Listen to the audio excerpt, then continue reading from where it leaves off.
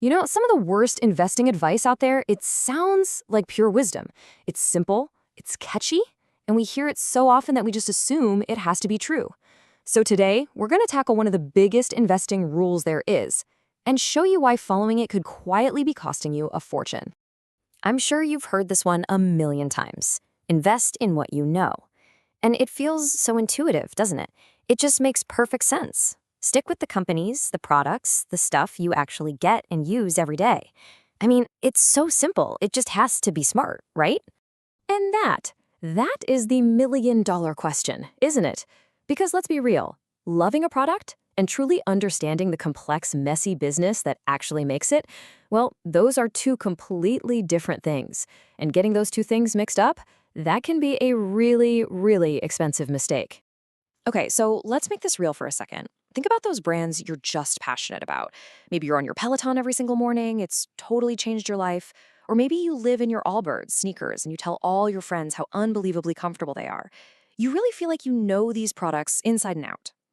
So you think, hey, I'm following that common wisdom, and you put your money where your heart is. You decide to invest $1,000 right when everyone is buzzing about these companies, when they're at their absolute peak.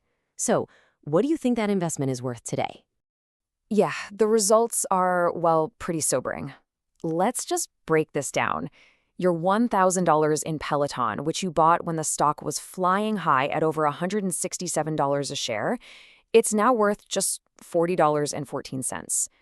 And Allbirds? That's even more dramatic. That same $1,000 investment would have just collapsed down to $7.18. Just think about that. $40.14. That is what's left of your $1,000 investment.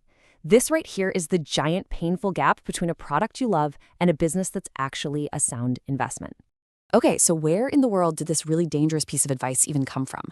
Well, it was made famous by a total legend, an investor named Peter Lunch. But, like a game of telephone, his actual message got twisted and distorted over the years. So let's set the record straight. And this right here is the critical difference. The misconception, what everyone thinks he said, is to buy a stock just because you love the product. But what Lynch actually meant was to use that product you love as a starting point. It was supposed to be the starting pistol for your research, not the finish line. This guy was famous for doing incredibly deep dives into a company's finances. And, there's actually a psychological term for this trap. It's called familiarity bias. It's just our natural human tendency to lean into things we know and are comfortable with. The big problem, though, is that emotional connection we have to a brand completely clouds our judgment. We feel like we understand the company, but we haven't even cracked open the books to see if it's financially healthy. All right, so if we can't just trust our gut feelings about our favorite sneakers, what are we supposed to do? Well, let's build a smarter way, a better framework for actually looking at a potential investment. Think of this as your 4-point checklist to move beyond just loving the product and actually understanding the business. First up, the business model. How does this company actually make money? Step 2, financial health. Is it profitable or is it just burning through cash? 3, valuation. Are you paying a fair price for this stock or are you just paying for hype? And finally, number 4, durable trends. Is this a business that's built to last or is it just a short-term fad? Okay, I get it. That sounds like a ton of homework, right? And let's be honest, not everyone has the time or, frankly, the desire to become a deep dive financial analyst for every single stock they buy. And that is perfectly okay, because luckily, there's a much, much simpler path. And that simpler path? It's all about low-cost index funds. Basically, instead of betting on one horse, you're betting on the entire race. With just one purchase, you can own a tiny piece of hundreds of companies all at once. This means you don't have to worry about picking the next big winner, and you're protected if one company, say like Peloton, totally collapses. It's a really powerful strategy that lets you completely sidestep that familiarity trap. So when you boil it all down, what's the one big idea we should really walk away with here?